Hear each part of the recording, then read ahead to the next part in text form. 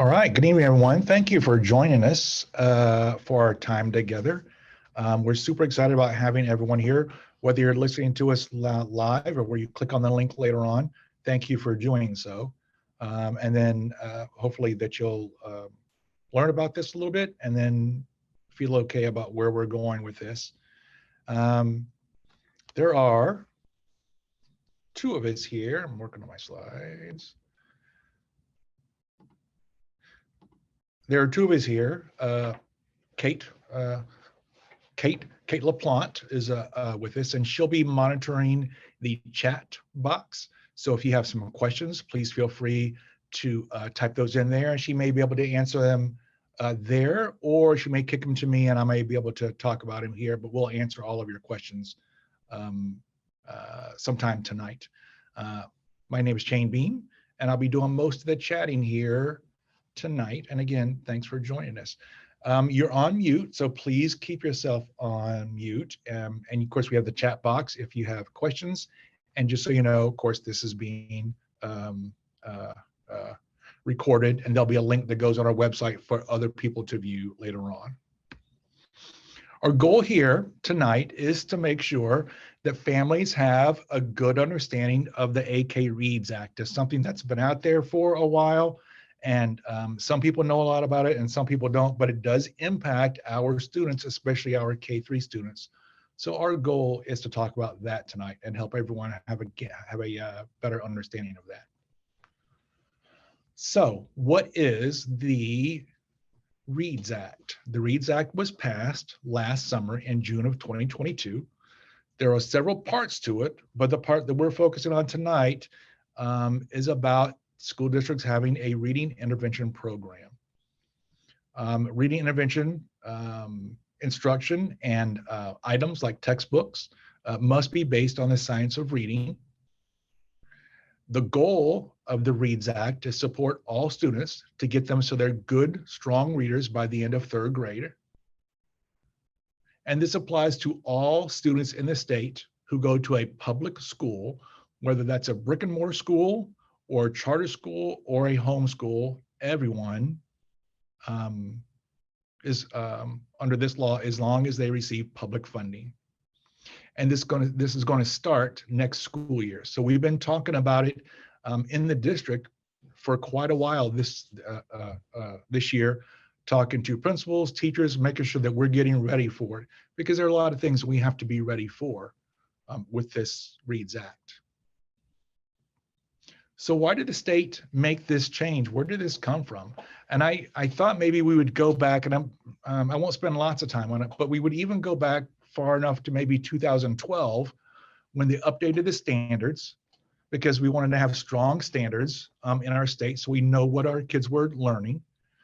And then the following year, Mississippi passed what is called the Literacy-Based Promotion Act. Now, we didn't hear about any of that at the time because that was so far away from us, but several states have kind of gone that same direction, and now we are one of those states. And as we talk about it more today, you'll see what that looks like. They started it, we're on it now, and there are a good number of states who are doing the same thing. Something that I want to spend a little time on is thinking about state data. So when we ask about why does the state want to do something like this, knowing that this is a law and it's passed by the government, and they want to look at data, the data that really caught their eye more than anything else, I think, was something called NAEP data. The NAEP test is a test that's given nationwide, and it's given to 4th graders and 8th graders. And the same test has essentially been given to those 4th graders and 8th graders for the last several decades.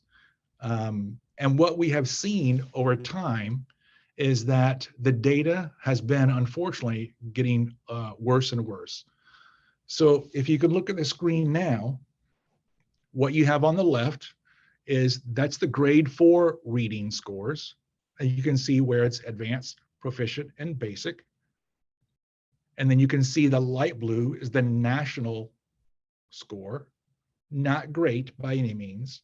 And our state score is in that dark blue. On the left, that's grade 4. On the right, that's grade 8.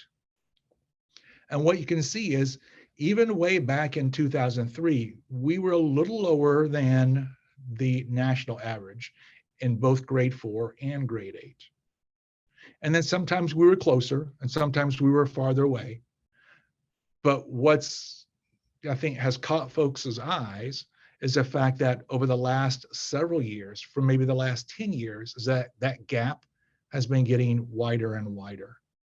And we can see that especially in grade 4, but also in grade 8. Grade 8 kind of hung in there a little bit longer than grade 4, but the gap is getting bigger. So that caught some eyes of folks, and a lot of folks around the state started saying, we have got to do something different about this. And that's where this comes from. So how does it impact your elementary students? So the AK Reads Act includes a requirement for a district reading intervention program. K-3 students, so it's kindergarten through third grade students, will take an assessment with a literacy screener 3 times a year, and that will determine whether they're going to be strong readers or they're struggling readers. Most schools already give that. So we already do that. We have been doing that for a while. That's nothing new for us. Our schools have been doing that, and we give that assessment in the fall, the winter, and the spring. Now, the old assessment, the one that we just finished about, is called AIMS, but we're going to have a new one coming up, and it's called mCLASS. Now, what does this mean about 4th or 5th grade? We can think about that for a minute. So 4th and 5th graders will be included in this in some of these things, and we'll talk about that more as we go through. Middle school kids are not part of this act right now. We're still going to be working with middle school kids on their reading, but they don't fall under this specific law at this point. So the assessment is called mCLASS, and it's very similar to the one that they've been taking all along. So if you have a kindergartner or a first grader, next year when they take mCLASS, it's going to look very much like the same ones that they gave, or rather that they took this year. So what does the mCLASS assess? There's a couple things that it looks at, and this is the lowest level. So this might be for kindergartners and maybe some first graders. They are looking at letter naming fluency, which really all that means is, do they know their letters? And can they recognize them? And can they say them? And can they do it in a way that has a good rate to it, where they truly know what they're saying? Phoneme segmentation fluency. And if you look at I'm going to try to use a pointer, and I'm going to hope this works. I'm hoping that you're seeing my little pointer here. So in this light blue and dark blue matrix, you can see that they are segmenting the sounds here. That's something else that they'll be looking at. So this word says jump. What sounds are we hearing? J, m, p. That's a skill that our little ones learn. And we'll be seeing how well they're doing on that. There's a couple of nonsense word tests, and nonsense words are there to help. And we see that that's all the way here on the right. And that helps kids work on their phonics. So even though these aren't real words, they're going to be sounding them out as if they're real words. So they're not really guessing as to what the words are. They're trying to sound out what those are. So we'll be testing it on that. And then also word reading fluency, the actual words themselves and how quickly they can speed through these words, knowing what those words are, even though the words don't tell a story. They're just recognizing words and sounding them out if they need to. So that's what mCLASS does. And there's some other things as the kids get older, but that's how it kind of gets started. So what happens after this mCLASS test? So looking back, students take this test, this mCLASS, 3 times in the year. First time in the fall, maybe early September, late August maybe, and then again in the winter, and then again in the spring. So after the fall window in which we give this test, any student who has been identified as being a struggling reader will receive a reading plan, that's a RAP, and we're going to call it a RAP.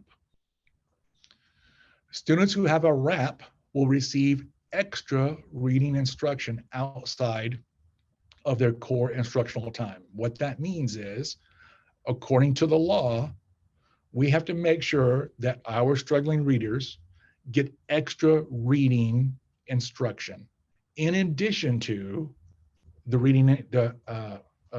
reading practice that every other student is getting. So they'll spend their normal 90 to 100 minutes in their language arts or reading time during the day, and then they'll also get some extra time. And that's how we are addressing it. That's how the state wants us to look at that. So to whoever needs the work is going to get extra support, time, and work with the teachers. So that's what's going to happen right after the test, is that it will identify which students will need this RAP plan. So what exactly is a RAP plan? It's a specific improvement plan tailored to a student's individual needs in reading. It identifies specific areas needing improvement, and it lays out the steps that the school is going to take to support your students' reading growth. And the RAP plan is created by a team that includes you all as parents and guardians, and the teacher, and maybe some other folks there at the school. So to put this in a way that is fairly easy to understand, I think, is that if your student is struggling with the long vowel sounds, then they'll work on long vowel sounds, and that'll be listed in the RAP plan. If the student is struggling with blending sounds, then that's what will be in the RAP plan, and they'll work on the blending sounds. And they'll work on that for a little while, and then once they have mastered that, then we'll find something else to work on. But the reading plans are tailored to some really specific needs so the kids can get better in the thing that they're struggling in. So what else is included on the RAP? So it'll include the specific reading need, like I just said, and the specific intervention that the student will receive. So not just here's the thing that they're struggling in, but also here's what we're going to do about it. Here's the intervention that we're going to use. And interventions must be based on the science of reading. That might be a phrase that you hear quite a bit over the next year or so. If you're really in tune to what's happening with your kids, and you are, because you're here right now, you'll hear that phrase, science of reading, because that is a lot of research that has come together about the best practices for reading. And if you are an old timer like me, you learn by phonics and how to sound out words, and it's kind of going back to that idea. But we're still going to move forward and work with our kids in many different ways, but it's kind of about that. And there's a lot of research that pushes that idea forward. Also including in the RAP, it'll be how many minutes per day and how many days per week that the student will get this extra support. So it'll say, here's the thing that the child is struggling in for reading. Here's what we're going to do about it. Here's how many days per week, and here's how many minutes per day we're going to be working on it. So all of those things will be included, and some other things too, but that's the big overview of what's in that RAP plan. Teachers will be monitoring those RAP plans. And of course, as I said before, families and teachers and some other school folks will be putting those plans together. So how will we know if the children are making progress? So we have a RAP plan, or let me back up. We've taken the mCLASS. We've identified some students who need some more work on certain things for reading. We've given them a RAP plan. We've worked with them now for 4 or 6 or 8 weeks. So once we have an intervention in place, we will work on that for about 4 to 6, maybe 8 weeks on the outside. Now, according to law, all students who have a RAP plan will also have progress monitoring 10 times a year For the school calendar, that's about once a month. That means that they'll have like a little mini assessment to see how well they're doing. So I'm going to go back to the blending issue. If we have a student who is struggling with blends, certain sounds like BL, blend, and that's the one that we want to work on. We're going to work on those blends for about 6 weeks or so, give or take. Then we'll have a little assessment to see how well this is going. And then we'll decide where to go from there. This mini assessment, this progress monitoring, will let us know if the intervention is working and whether we need to continue this intervention, or it's working so well that the kid has mastered it and now we're going to move on to something else. Or if this specific intervention isn't working, we'll have to either change the intervention or give more time to the intervention or more days per week to the intervention. And that's what happens with those progress monitoring times. So that's how we'll know, is that we'll do these little mini tests in between to see how well the children are responding to the intervention. So here's where the law starts giving us some things to think about. What if my child has not made progress by the end of the school year in grades K through 2nd grade? So I want us to notice, please, first, that this slide is specifically about K through 2nd grade.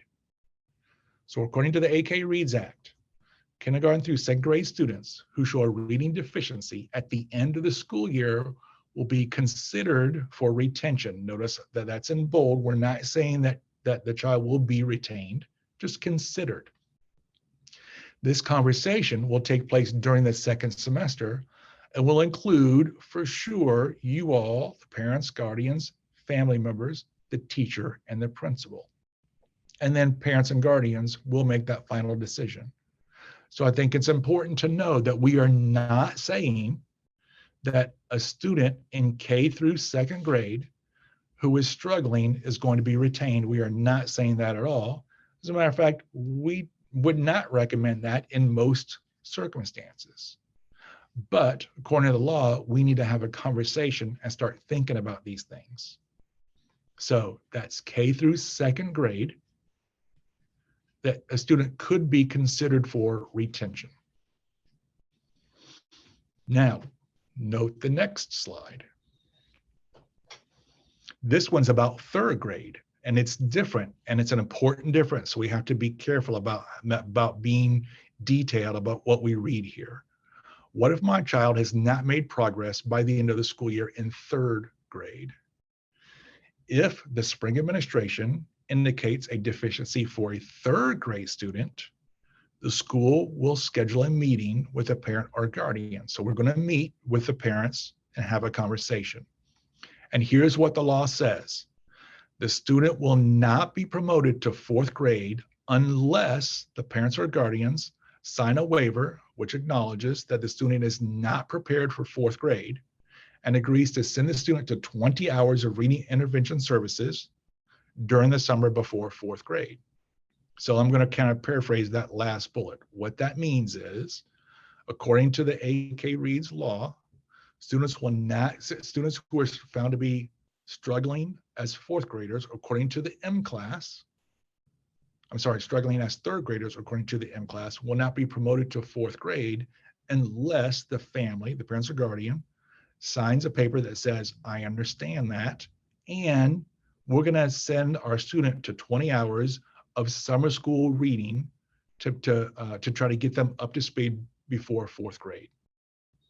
Now, there's a lot to that. Here's the first thing that I wanted you to know. First off, it's our responsibility as a district to offer those 20 hours of summer reading services, which we will do. That's not this summer, that's next summer. And then in the end, you all make the final decision.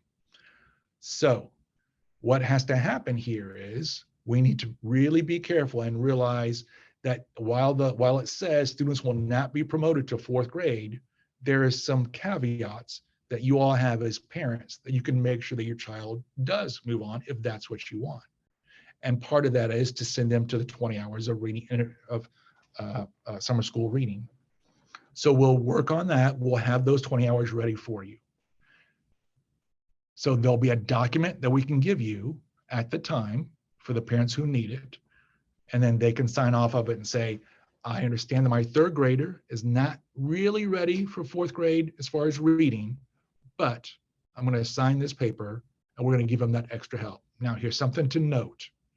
When you're having the conversations with teachers, and I've spoken to many, many K-5 teachers over the last 3 or 4 weeks about this, is that the mCLASS assessment is the beginning of that conversation. It is not the thing that decides or determines whether the student is going to be promoted to fourth grade or not.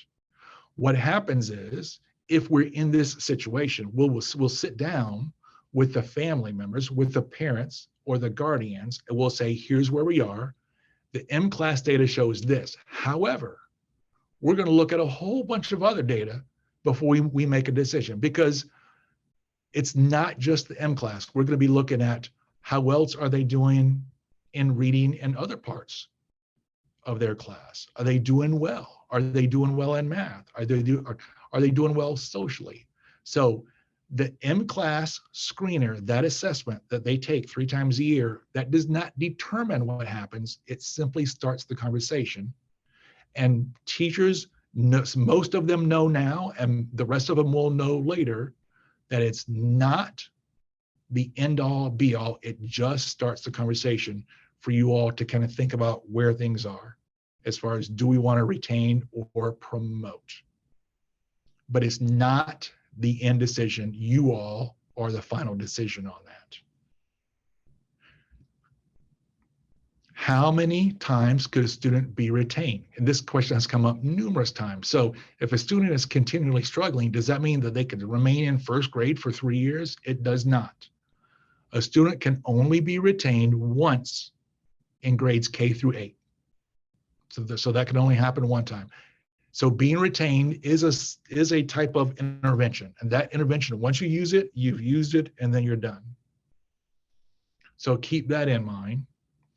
Generally, as a school district, we don't recommend retention. There might be some other circumstances where it might be something to think about, but generally research tends to point towards an overall negative long-term impact on that. So sometimes, excuse me, we feel that, oh, this may be an answer because they just need more time to do better. But what research has shown over a long period is that students who get retained still struggle after they have been retained. So our goal here is, rather than retention, is to give them the intervention and that extra time during the school year that we talked about.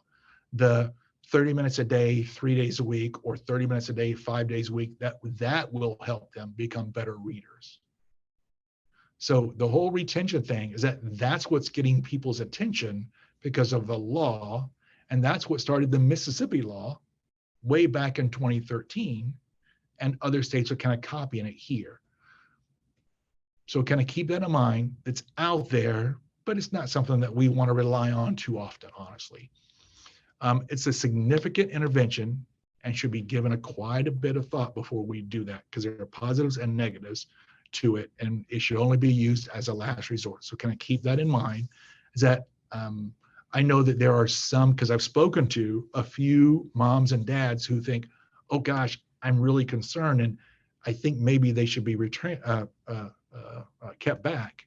And we need to kind of look at the big picture of that before we make that final call on those things. So a couple of questions, because that's the process. And then now we're going to look at, well, what if? Like, where are we? So for example, what if a student has an IEP? So in general, an IEP supersedes the RAP plan if a student has an IEP due to reading. So what that means is, if the student has an IEP and it's about reading, then we don't need a RAP plan because they already have the plan. They have an IEP. It's perfect. However, if a student has an IEP about math or some other thing that's not reading, and the student is identified as a struggling reader and is identified as someone who probably needs a RAP, then they would need to have that RAP. So you could potentially have a student who has a math IEP and a reading wrap. That could potentially happen. But you would never have a reading IEP and a reading wrap, because that would just be overlapping, and we wouldn't need that. And one of the main things that we need to kind of keep in mind is that we want to make sure that whether the students have an IEP or a RAP plan, but especially an IEP, because they'll still be included in the interventions. So even though a student with a reading IEP doesn't have a RAP plan, they'll still be getting the reading interventions. It's just that it's a different plan, that's all, but they'll still be getting it. What about my student who doesn't need a RAP? So most students won't need this at all. So here's what happens. All K-5 students will take this benchmark. For K through 3, it's called mCLASS. We've said that numerous times. And then 3 through 5, it's called MAP. You might be already familiar with that. For students who show no reading struggles at all, they don't need a RAP plan. They're going to go on and they're still going to have their core reading just like they did before. And it's great. However, what we're talking to schools about is that we are having an expectation that every school will have a structure that's called a walk-to intervention. So during the week, every student, even if they don't have a RAP, because they don't need a RAP, they're going to be going to certain small groups to work on their reading skills. Now, if you have a 4th or 5th grader who they're doing great, they don't have a RAP plan, their small group is not going to be blending or short vowel sounds or long vowel sounds. Their reading group is going to be working on maybe fluency, but maybe they're doing great on fluency. They might just be, if they're doing so great, they might just be reading short stories or little novels as a group and then talking about it. So while everyone will be part of this walk-to intervention, not everyone will have a RAP plan because not everyone needs one. So if you have a student who's doing great in reading, they won't have a RAP plan, but they will still be getting an intervention that is based on their needs, and they're doing so well that we can accelerate their reading. And that's what their small groups will look like during that time. And every school will have one of these structures called a walk-to. So the interventions themselves are going to be provided by mostly teachers and maybe some other school-based personnel. So for example, I know there are certain schools that what's going to happen is for an hour a day or for a half hour a day, kids in either K3 or 3-5 kind of group together and they go off in their small little reading groups and the teachers will work on certain things. So you might have some kids who are working, you might have kids in one room next to me working on the blending sounds. My group of kids, and they could be in different grade levels because it's not based on grade level, it's based on what their needs are. My group of kids might be working on the long vowel sounds. And the class on the other side of me, those kids are doing really well. Again, not based on grade level, but based on how well they're doing. And they're working on some advanced things so they can accelerate their learning. So it'll be school personnel, mostly teachers, who are doing those things. So where's the time coming for this? And that's a question that I get from teachers quite a bit, because really what the law is asking them to do is to say, hey, do more with the same amount of time. And that's going to be something that the schools are working out, and they're going to be super creative on their schedules. So what's going to happen is every school, it'll look a little bit different because every school has different support. But schools are developing their own weekly schedule for it. They're going to have to be creative to make this work. Teachers will also have to be creative in their daily classroom schedule, because now what's going to happen is that for about 30 or 45 minutes maybe 3 days a week, maybe 5 days a week, depending on how the school does it. That time is going to be taken out of the teacher's daily schedule to make room for that walk to intervention program. So the schools are going to have to be creative. The teachers are going to have to be so also. And that's something that we're working on now to help people come up with these different ideas. You may have noticed that a few weeks ago, the board adopted a new calendar that was tweaked a little bit based on this AK Reads, to give the teachers a little bit extra time to review the data and create those wraps. It's not a lot of time, but it's something. Because one of the questions that we've been getting from teachers quite a bit is, how will I ever find the time to create these plans for every one of these students? And that's going to be a task for them. What we've tried to do with this new calendar, and what we've done is we've given some half days 3 times during the school year for teachers to work on the RAP plans and to review data. But time is certainly a consideration that we're going to have to work with some more. And there's no getting around that. It's going to be some extra bit of work for folks.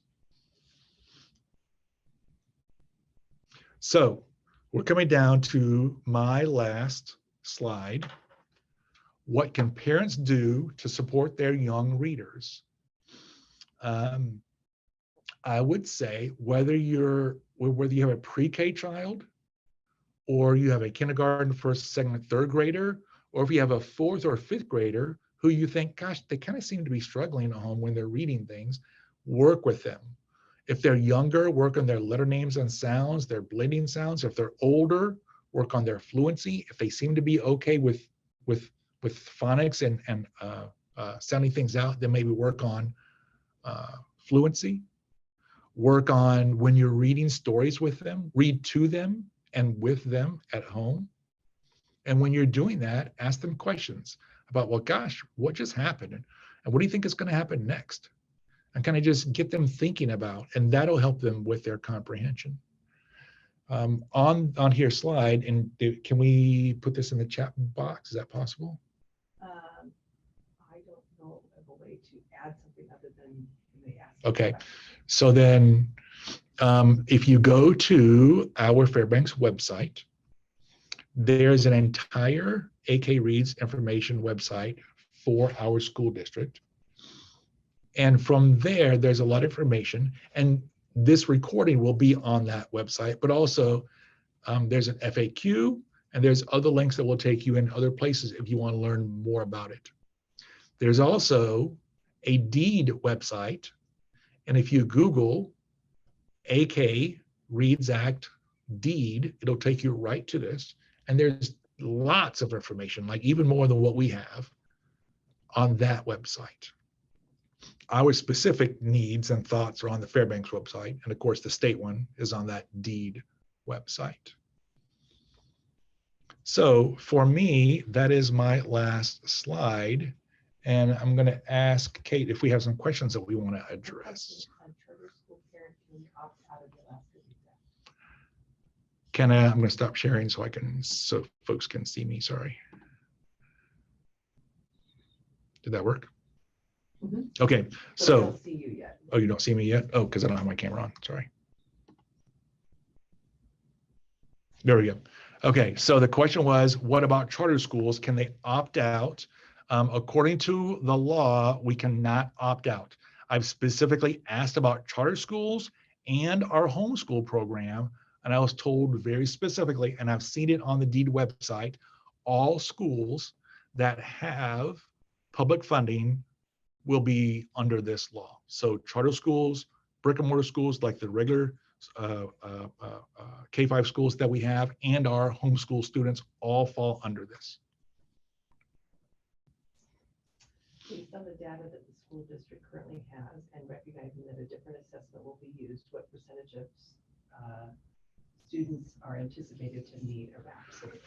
Oh, interesting. So the question was, based on what data we have already, knowing that it's a different test, can we make a guess about how many students might need a RAP plan? And we have done that, And we are estimating maybe 30 to 35% of the students may fall under that would need a RAP plan, which is honestly quite a few. So, and that's going to be something that as time goes on, once we can give these students that extra support with the interventions, that specific extra support with the interventions that they need, that number will be reduced. But when we think about like next year just getting started, it's going to be a fairly high number. And for those of you who are going to have kindergarten next year, if you have a kindergartner, and because this is going to happen, some kindergartners are going to walk in and they're going to know all their letters and all their sounds, and they may even be reading some words because they can sound them out because parents are home working with them. And on the other hand, we'll have some kids walk in as kindergartners and they won't know those things. So when those young kindergartners take that very first assessment in September, it's going to look like they have a reading struggle, but really it's not a reading struggle because they haven't been exposed to the reading instruction yet. So there will be some kindergarten numbers that are kind of high in the first place, but then they're going to get lower as the year goes on because more and more students are going to get the instruction that they need.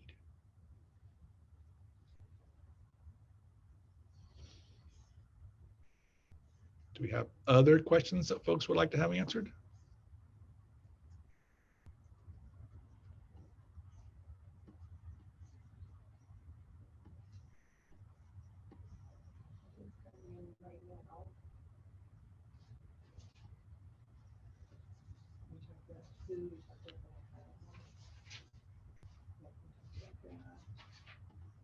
We're just waiting to see if there's any more questions coming in.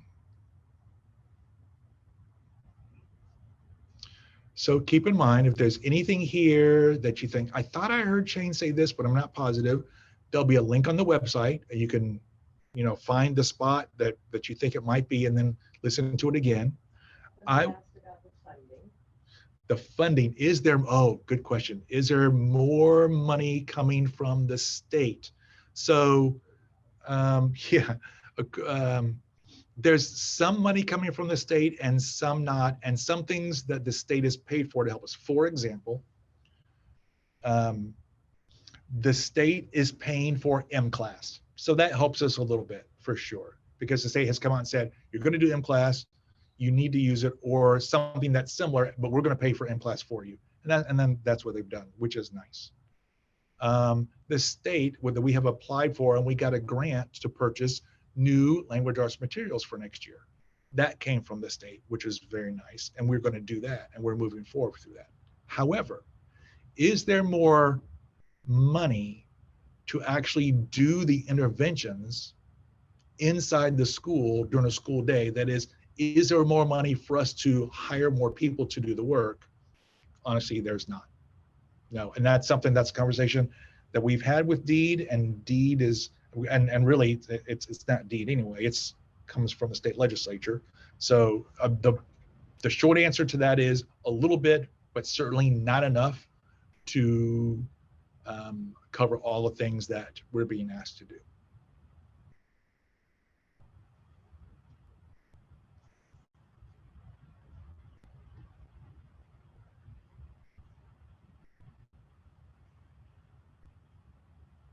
Will the interventions be in group settings or individual? They'll be generally in group settings. However, within the group setting of like 45 minutes or so, it might very well be, especially for the kids who need that individual time, is that there might be some kids who are working in a small group and the teacher will pull one student aside and work with them individually. So I would say the group of fourth and fifth graders who are doing great, they're not going to get a lot of individual time from the teacher because they're already doing great. If we have some third or fourth graders who are really struggling and they still need to work on their sounds and their vowel sounds and the consonant sounds and things like that, they're more likely to have individual attention from time to time also. They'll need that. But they'll also have like very small group settings. That's a really good question. Thank you for asking.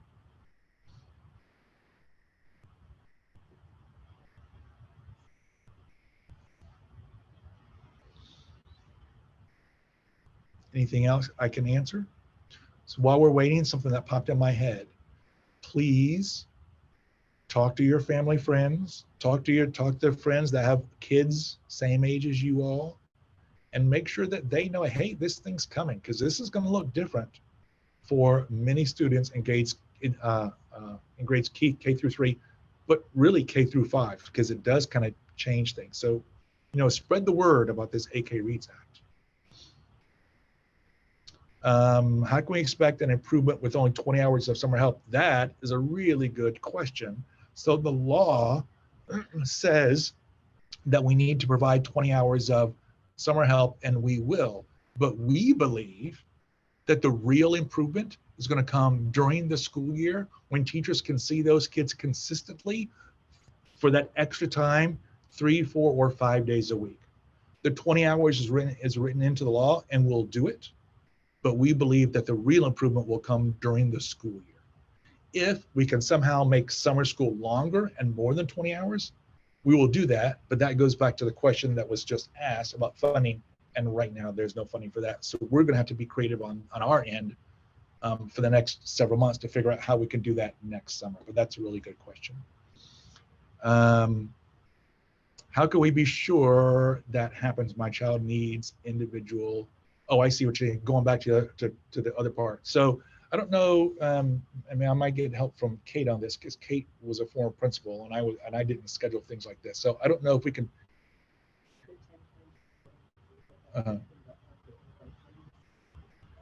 Okay, so one of the times is that when you're talking to your teacher about the progress monitoring, is that would be the time to kind of talk about those things and see what kind of individual help your student can get on that. Yes, 10 progress monitoring. Yeah, for sure. Okay. Who is specifically doing the RAP testing? It's a RAP plan, not RAP testing. So the mCLASS testing, I'm going to answer both questions because I think I know what you're asking. The mCLASS testing will be done by the teachers, and they have to go through a training to do that, which they're going to do in August, because you have to be trained to give that test. So teachers will be giving that. How will this affect my current third graders? Oops, let's bounce around. How will this affect current third graders beyond third grade? My child will be entering third grade next year. So it does impact next year's third graders for sure. So keep in mind that third graders, third grade, that's the crux of the whole thing. That's the way the law is written about third grade, is that if a child is identified as a struggling reader, according to mCLASS, then we'll start having conversations on whether that student is going to be retained or not. The third grade says, the law says, if the child is identified as a struggling reader, the child will be retained unless the parents sign the document and agree to the 20 hours of summer reading. Now, in the end, it's still going to be the family decision on how you guys will do that. And we're working with our teachers and principals to make sure that you all have all of the pertinent information for you guys to make those decisions about your families. Again, I want to repeat this again because it's super important. mCLASS test does not determine whether your child is retained or not. The mCLASS test simply starts that conversation, and they'll bring in all sorts of other data. Can every student attend 20 hours of reading school, summer school this year? So it's not this summer. So let me be clear about that. It's not this summer. We're talking about next summer. We're trying to figure out how to do it for next summer. So I don't have a good answer for every student, but right now we're looking at probably only students that qualify, because we're going to figure out how to fund that and make that work before we can open up to everyone. Can you explain how this might affect third graders going into fourth grade? So if you have a current third grader and they're going into fourth grade next year, they will also take a benchmark assessment, except it's called MAP. And if they're a third grader this year, they took MAP already, so that won't be anything new. And if in that assessment it shows that students are struggling, they will still get interventions for sure. But they're not legally required to have a RAP plan like K through third graders are.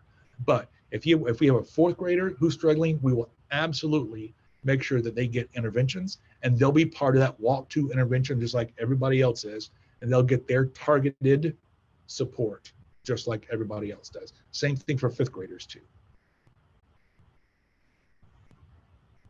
These are excellent, excellent questions. If my child's IEP states that she gets 30 minutes twice a week working on reading with a resource teacher, would this be included in the walk to intervention, or is it an additional 2? Our hope is it would be extra, is that they would do the walk to intervention and get that extra time, both. And then can you clarify if 100% SPED students will be allowed to participate in RAP testing? Yes, hold on. There's a small caveat. So not 100%. If your student has an IEP and so far they've been taking the AIMS test or the MAP test, then they'll continue.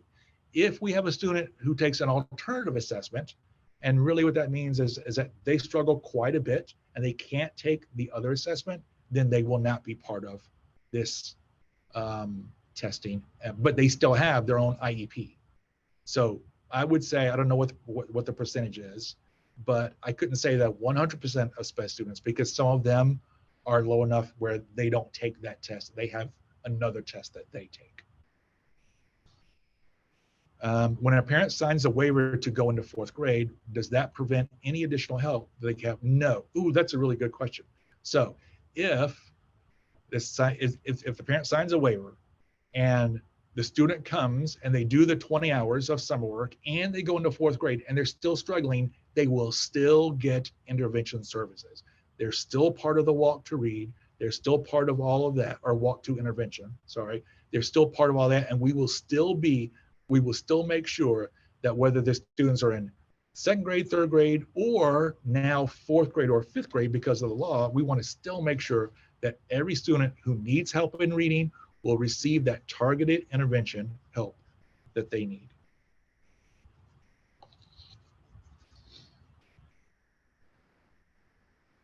Any other questions out there? And what we're looking for, what we're hoping for, thinking about IEPs and special ed students, is that over time, with students getting the extra reading support that we're talking about 3, 4, 5 days a week for an extra 30 or 40 minutes a day, that will actually over the next 3 years be able to reduce how many students are in special ed, because we will have given them the interventions before they go down that special ed path. That's what we think will happen. That's what we have really high hopes. We're very confident that that's going to happen.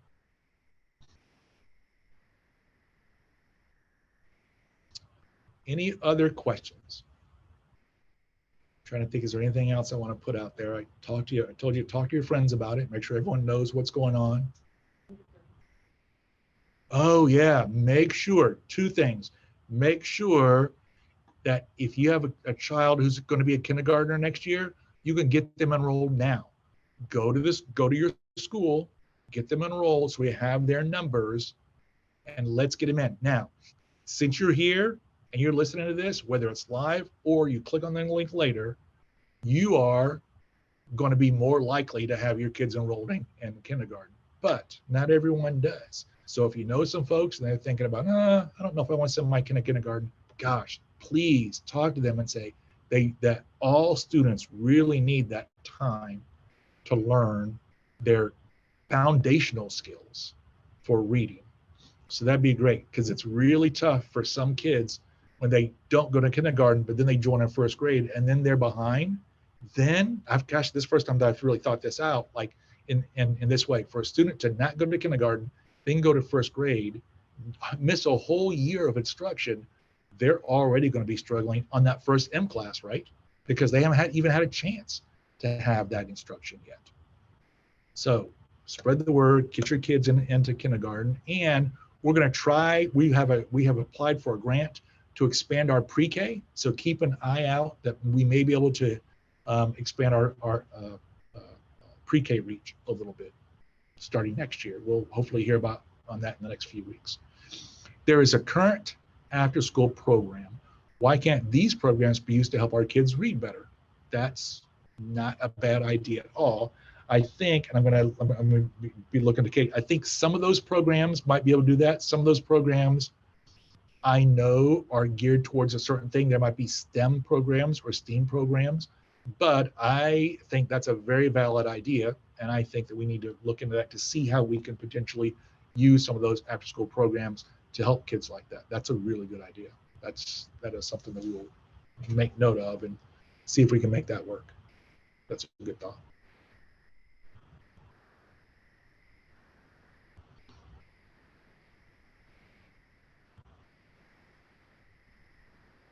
Anything else?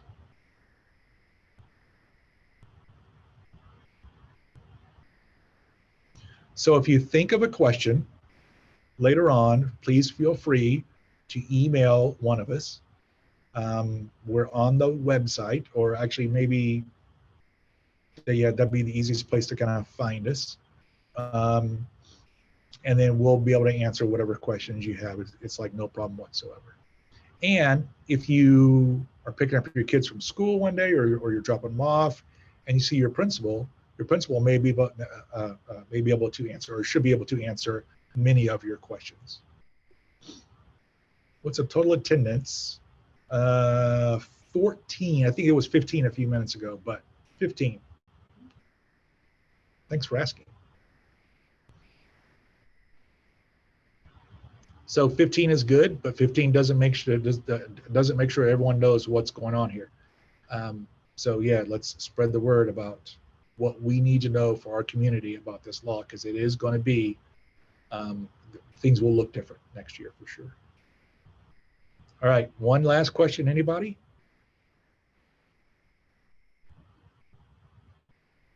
Okay.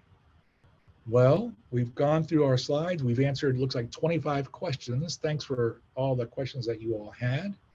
Don't forget, if you want to listen to this again, it'll be on the website, and you can click on the link. And if there's something that you missed or something that you want to make sure exactly what you heard, feel free to do that. Or you can reach out to one of us through email, and then we can answer you that way. But I do want to say, Kate, anything else before we log off for the night? Oh, another question. Who does the dyslexia screening? I brought this concern up before, and the school does not do it. So here's what's interesting about dyslexia is that the mCLASS screener actually identifies characteristics of dyslexia, but it doesn't diagnose dyslexia. So I've had this question before, and there's no great answer here in Fairbanks, is that the mCLASS will say it's possible that your child has some characteristics of dyslexia, and then it'll point families to saying, hey, you may be able to, or you may want to do some more assessments to see if they are.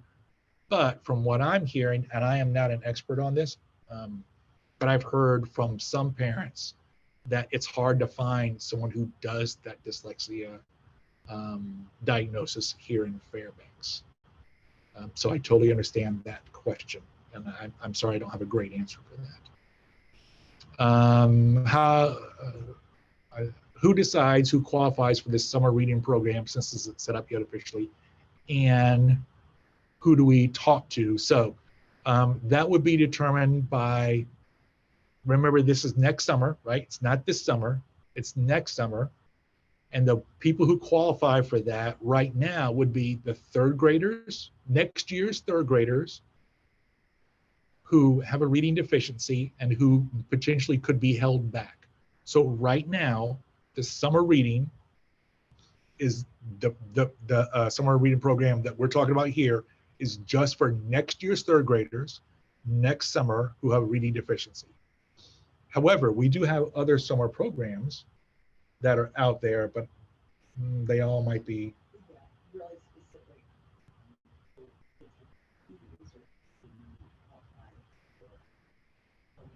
So what I'm hearing is that we do have some summer programs out there now for this summer, like we have in the past summers, but they're really specific, potentially mostly for kids who have IEPs or other very narrow needs.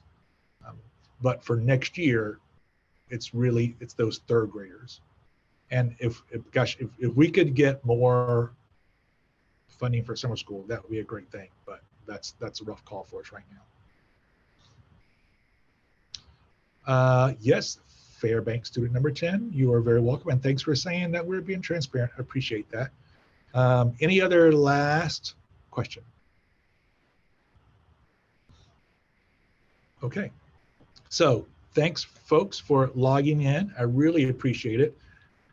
You, I bet, are super great attentive parents because you're here doing this and you're taking an hour out of your evening to pay attention to this. So thank you very much. Spread the word. Ask us questions. Email us if you need to, and we'll answer the best we can. And have a great evening and a great summer, and be careful and safe out there with you and your kids during the summer. Thanks, everyone, and we will see you next time we see you.